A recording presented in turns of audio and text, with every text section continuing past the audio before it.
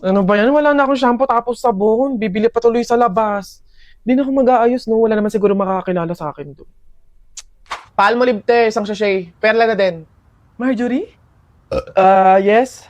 Ano ka ba? Si Jennifer to. Classmate mo ng elementary. Jennifer!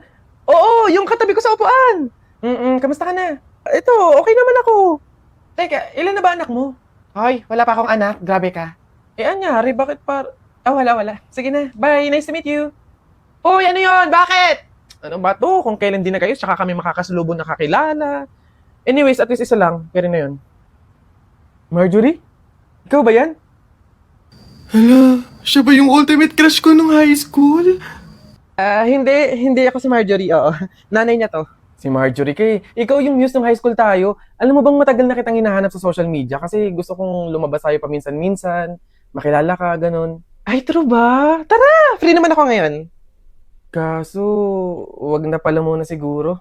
Ay, bakit naman? Crush kaya kita noon pa. Tara, date tayo, ganun.